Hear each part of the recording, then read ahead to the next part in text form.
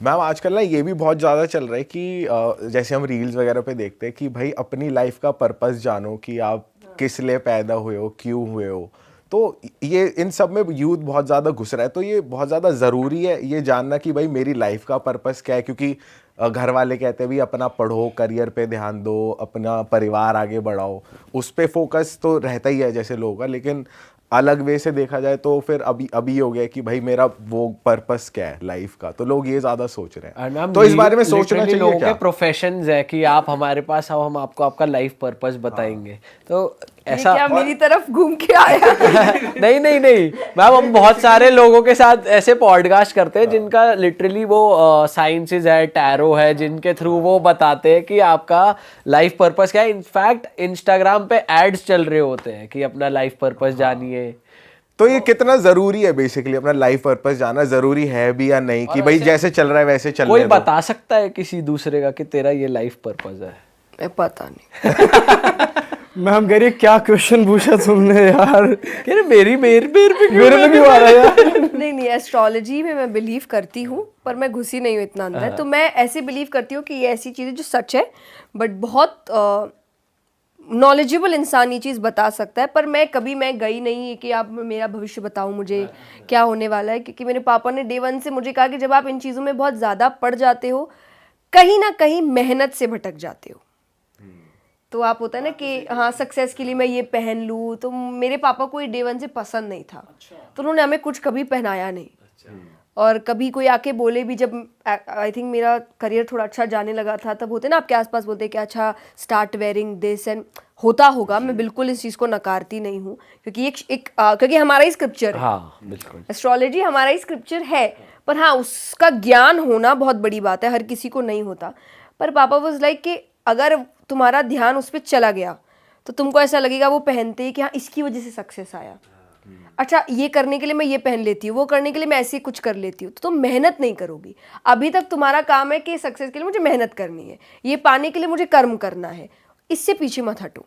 ये human nature ही है ma'am, कि अगर किसी ने कुछ कह दिया उससे वो बात बन गई तो फिर वहां पे जाएगा कि हाँ इसकी वजह से हुआ है, मेरी मेहनत तो पता नहीं उससे हुआ है कि जैसे नहीं हुआ। लकी शर्ट पहना था इसलिए आज पेपर अच्छा गया, नहीं तुमने पढ़ा था इसलिए पेपर अच्छा गया। नहीं पढ़ते तो वो शर्ट कुछ नहीं कर पाती। तो ये मुझे बचपन से सिखाया गया, तो मैं इसलिए पढ़ी नहीं इन चीज़ों पे कभी। पर पर्पस अगर आपको पता है तो बहुत, ये वही बात है, अगर आपको रास्ता पता है तो मंजिल इजीली मिल जाएगी। नहीं तो आपको थोड़ा भटकना पड़ेगा, पूछना पड़ेगा भैया कहाँ जाऊँ, भैया कहाँ जाऊँ। मुझे पता है मेरा रास्ता क्या है, तो मुझे मंजिल मिलने में दिक्कत नहीं होगी। ये वही वाली बात है, नहीं भी पता है तो कोई बात नहीं, वो तो मंजिल लिखी है, वहाँ पहुँच ही जाओगे, बस थोड़ा भटक के पहुँचोगे। जिसको पता है वो थोड़ा ईजिली पहुँचेगा। तो आई थिंक आपका पर्पस होना चाहिए, और वो पर्पस कुछ भी हो सकता है। फॉर एग्जाम्पल मुझे नहीं लगता मेरा पर्पस सिर्फ कथा करना है, मेरे लिए है कि मुझे भगवान अच्छे लगते हैं, मुझे भगवान की बातें अच्छी लगती है। अब किसी भी वे में मैं ये कर सकती हूँ, तो ये चाहे भजन है, चाहे कथा है, चाहे पॉडकास्ट है, ये मेरे लिए नई चीज़ है, मैंने ये बहुत रिसेंटली शुरू करी है।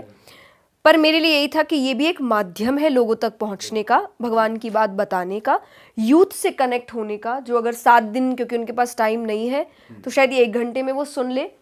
आई विल डू एवरीथिंग जो इस पर्पस को कनेक्ट करता है। तो कोई एक चीज़ नहीं है मैं यही करूंगी और मुझे मिलेगा, मैं कुछ भी करूंगी। आप मुझे कोई भी फील्ड दो कि इस फील्ड में जाने से आपका काम बन जाएगा, आई विल डू दैट। तो ये एक पर्पस होता है। उद्देश्य क्या है, तरीके आपके बहुत हो सकते हैं, पता हो तो लाइफ ईजी होती है। करेक्ट। मैम जैसा आपने बताया आप 6 साल की उम्र से भजन गा रहे हो, मैं जानना चाहता हूँ कथा का एलिमेंट कैसे आपकी लाइफ में आया? आपने उसके लिए पढ़ा कुछ, आपने याद करा, वो कौन सी एज थी? और पहली कथा का एक्सपीरियंस जानना चाहूँगा मैं आपसे। तो मैं आई थिंक 12-13 साल की थी जब मैंने पहली कथा 3 दिन की करी थी। वो एक डिवोटी की कथा है, नरसिंह मेहता गुजरात के हैं। अच्छा। हाँ जी। तो और मायरा, हमारे यहाँ एक इवेंट होता है शादी में जो मामा परिवार भरते हैं। तो नरसिंह जी का बेटा नहीं था, तो उनकी बेटी की शादी है, तो उस हिसाब से मामा परिवार यानी उनके भाई को भरना चाहिए, पर कोई है नहीं। और वो भगवान के भक्त थे, उन्होंने कभी इन चीज़ों पे ध्यान नहीं दिया, हमेशा भगवान की भक्ति करते रहे। तो उन्होंने यही कहा कि वो आएगा भरने मायरा। तो उसकी पूरी कथा है और भगवान आते हैं और 56 करोड़ का मायरा भरते हैं। अच्छा। हाँ जी। तो ये पूरी एक स्टोरी है। उस पर मैंने पहली बार कथा करी थी। और इसकी स्टोरी ऐसी है कि मैं भजन गाती थी और आप बहुत छोटे हो, आपको तो कथा क्या होता है पता भी नहीं था उतना उस वक्त। तो मेरे दादाजी, मेरे पापा हमेशा से जिन्होंने इस कथा को बहुत प्रसिद्ध किया, स्वामी राम सुखदास जी, वो उनकी कथा कैसेट में आती थी, वो सुनते थे और वो इतनी अच्छी कथा करते थे कि बहुत इमोशनल हो जाते थे पापा, बहुत रोते थे। तो आपको तो वियर्ड लगता है एक छोटे बच्चे को कि मेरे घर में पापा क्यों दिन भर रोते रहते हैं, हर थोड़े दिन में कुछ चल रहा और ये रोने लग जाते हैं। तो मैंने उनको बोला आप क्या सुनते हो, मुझे भी सुनाओ, क्यों रोते रहते हो। तो उन्होंने मुझे सुनाया। टू बी वेरी ऑनेस्ट मुझे 60-70% समझ कुछ नहीं आया, पर जैसे इसलिए मैं कहती हूँ मेरी डेस्टिनी थी। पर मुझे बस ऐसे मैंने बोला कि मुझे करना है, ये जो भी ये करते हैं, आपको अच्छा लग रहा है, मुझे भी ऐसे थोड़ा तो ठीक ठीक ही आप करते हैं। और वो करते तो बोल दिया, मुझे 1.5 साल लगा उसको तैयार करने में। पर उसके और मेरे पापा को था क्योंकि उनके लिए वो बहुत एक उनके दिल से जुड़ी हुई चीज़ थी और उनका बच्चा ये करने की कोशिश कर रहा है, तो उनके लिए और डबल कनेक्शन हो गया। तो उन्होंने बोला मैं हूँ पीछे, फिर चलो मैं जैसे जैसे बोलूँगा। तो उन्होंने फिर किताबें लाई, मुझे पढ़ाया, मुझे सारी स्टोरीज़ बताई। और वो कथा मैं मारवाड़ी में करती हूँ। अच्छा। क्योंकि मायरा मारवाड़ियों में ज़्यादा तामझाम से भरा जाता है, पूरे ढोल नगाड़ों के साथ आता है, ये एक रिचुअल बहुत बड़े रूप में मनाते हैं। तो मैं वो कथा मारवाड़ी में, मैंने शुरुआत तो हिंदी में भी करते हैं, तो एक तो उसको भी मुझे इतनी फ्लुएंटली बोलने में बड़ा समय लगा कि एक आपको आता है, क्योंकि मैं मारवाड़ी हूँ, पर इतना छोटा बच्चा इतनी फ्लुएंटली नहीं बोलता कि वो 3 दिन की कथा कर दे।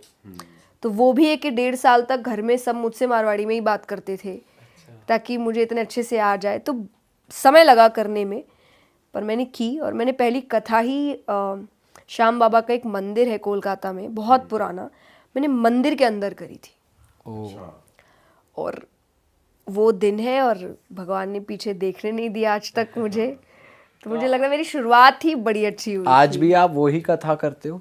मैं वो भी करती हूँ। अब मैंने 7 दिन की भागवत भी शुरू कर दी, वो मैंने क्लास 12 में करी। पर तब तक तो आप बहुत समझदार हो चुके हो, आप खुद पढ़ना शुरू कर चुके हो। तो वो तो मैंने सोच समझ के की कि हाँ भाई ये कथा मुझे करनी है। और मैंने सोचा था मैं 12 के बाद करूँगी, एक बार बोर्ड्स कंप्लीट हो जाए, लेकिन जो भगवान चाहते हैं वो हो ही जाता है। तो कुछ रीजंस की वजह से मेरी पहली कथा आई थिंक अक्टूबर में हुई बुक, और बोर्ड्स आपके फेब के आसपास पढ़ते हैं, तो मैंने बोर्ड्स के पहले वो कथा करी थी। बस। तो वो याद करनी होती है आपको, मतलब मैं या तो आज याद भी कभी पढ़नी कुछ कर ही होती नहीं है? सकती। अच्छा। मुझे आदत ही नहीं याद करने की। मेरे स्कूल में भी मार्क्स हमेशा इसीलिए कम आए क्योंकि मेरे टीचर्स कहते थे आंसर तो सही लिखती हो पर अपनी मनमानी लिखती हो, जो वर्ड्स किताबों में लिखे वो क्यों नहीं यूज़ करती। पर मैंने बोला मैं रट्टा नहीं मार सकती, तो मैं सिर्फ चीज़ें समझ सकती हूँ, फिर अपनी भाषा में लिखूँगी उसको। तो वो भी मैंने ये किया, मैंने कथा पढ़ी, मैंने समझी, बोलती मैं अपनी भाषा में हूँ। तो वो बहुत ही सिंपल लैंग्वेज होती है, जो उस वक्त लोगों को बड़ी अटपटी लगी कि भाई ये क्या है, इतना सिंपल कौन बोलता है, कोई भी कर देगा। और आज वही आपका अप्रिसिएशन है कि अरे बड़ी सिंपल है, सबको समझ आ जाती है। तो वो मैं ये कहती हूँ आप काम करते रहो, आपके क्रिटिसिज्म ही आपके अप्रिसिएशन